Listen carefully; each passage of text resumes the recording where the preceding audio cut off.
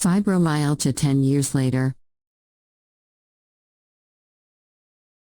It's been quite some time for me posting something of a personal nature on here. Part of the reason has been that I've lost both my grandmother and mom within the past 6 months or so. Mom just passed right before the holidays. It was not a shock.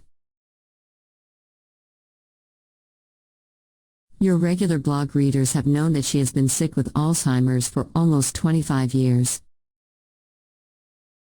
Society has taken a strange turn here in the US. Almost 30% of us are caring for a loved one while having a family of our own and maintaining a full-time job.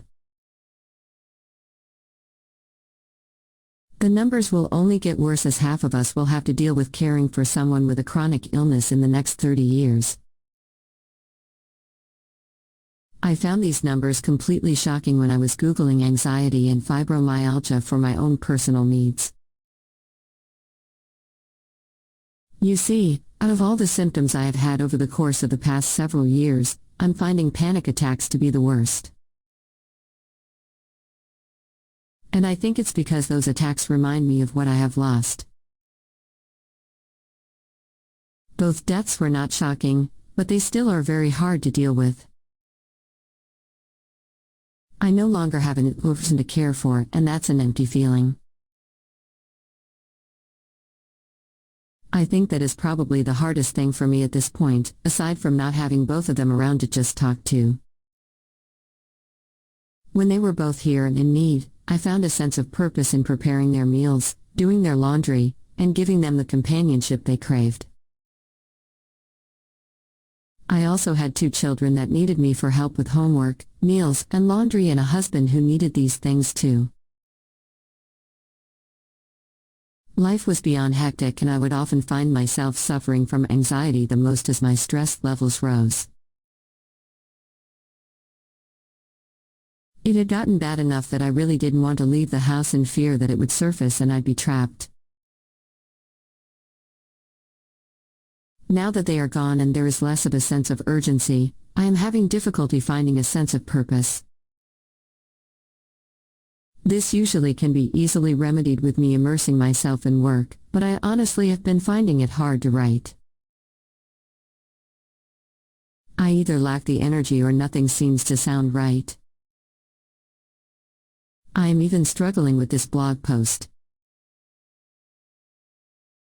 I personally think it's one of my worst entries, but I know there are probably a lot of people out there that may appreciate these raw feelings, so I'm going to go with it for better or worse.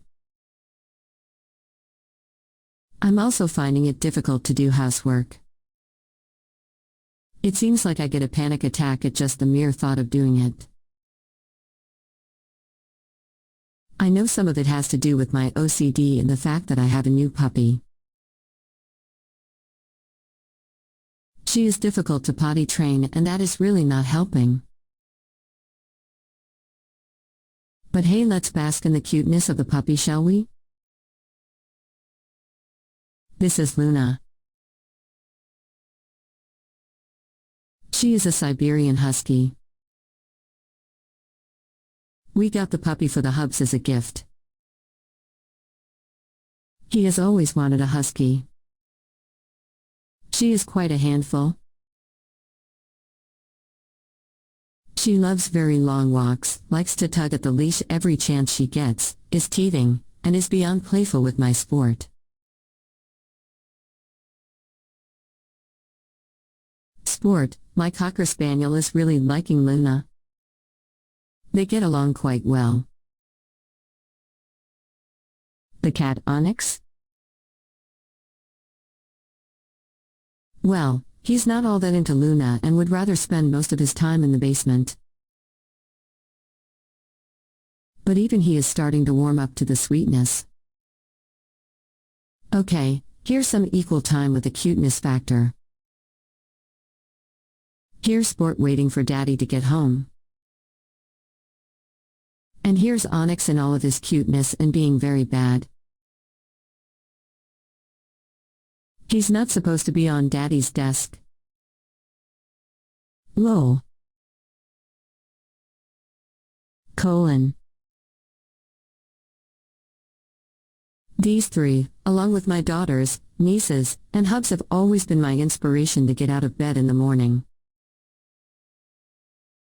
But after 10 years of dealing with this beast, you'd think I'd have a better handle on my symptoms where I wouldn't get a panic attack at the drop of a hat. Sure, I could say that my illness has just gotten worse, research would back me up. But I'm not so sure. Truth be told, there is a reason why fibro is called the beast. This thing can be hard to tame even after having it for 10 years.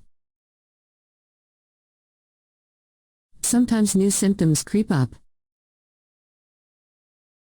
Or in my case, the symptoms are there because my body has not found a way to calm down after being put through a constant fight or flight scenario. Yes, it is true that many fibro sufferers can and do suffer from PTSD, post-traumatic stress disorder. But I do not feel that this is completely true in my case. Alzheimer's/dementia care is a unique type of care. You are caring for an adult like you would a child, but you have to honor the adult with dignity. Watching someone lose their entire being is probably one of the worst things you can witness. There are others, but this one ranks high up there because you wind up feeling completely torn.